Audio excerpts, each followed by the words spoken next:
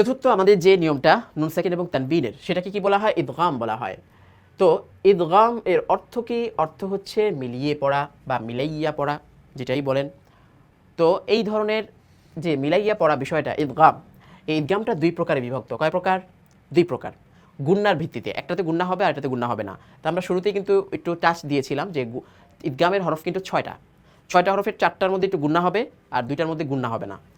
তো প্রথমে কি বা গুন্না, মানে কি বা গুন্না বলতে কি বোঝায়? গুন্না সহ। আর বেলা গুন্না মানে কি? গুন্না ছাড়া। এই দুইটা জিনিস এখানে আমরা পড়লাম। তো আপনার আমাদের যে থিমটা কি? ঈদগামে বা গুন্নার হরফ চারটি, ইয়া মিম ওয়াও নুন, ইয়া মিম ওয়াও নুন।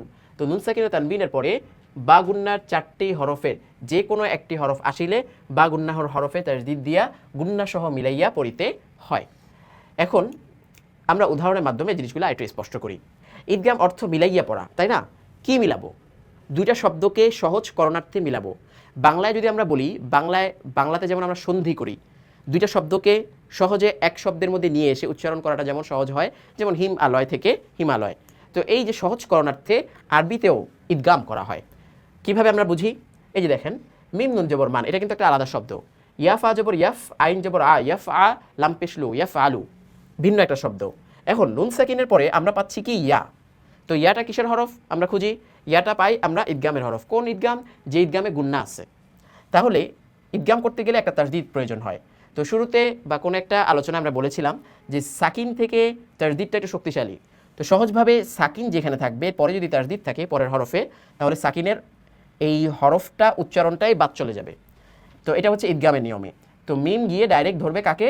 ইয়াকে। মিম ইয়া জবর মাই, ইয়াফা জবর ইয়াফ, মাই ইয়াফ, আইন জবর আ, মাই ইয়াফ আ লাম পেশলু, মাই ইয়াফ আলু। এই যে গুন্না করেও আমরা মিলাচ্ছি। এই গেল এক শব্দ। দ্বিতীয় শব্দ আমরা দেখি, মিম মিমজের মিম, যেহেতু এই নুনটা উচ্চারণে আসছে না, কিন্তু আমরা নুন সাকিনের পরে মিম পাচ্ছি, যে মিমটা হচ্ছে ঈদগামের হরফ। এই জন্য দুইটা শব্দকে আমরা সহজে মিলিয়ে নিব। মিমজের মিম, মিম দাল পেশ মুদ, মিম মুদ, দাল জবর দা, মুদ মিম মুদ্দা, মিম মুদ্দা। কাফজের কি? মিম মুদ্দা কি। র দুইজের রিন, মিম মুদ্দা কি রিন। এরপরের শব্দ কি? মিম ওয়াউজের মিউ। তো ওয়াওটাও কিসের হরফ? ঈদগামে বা গুন্নার হরফ, গুন্না সহ ঈদগামের হরফ।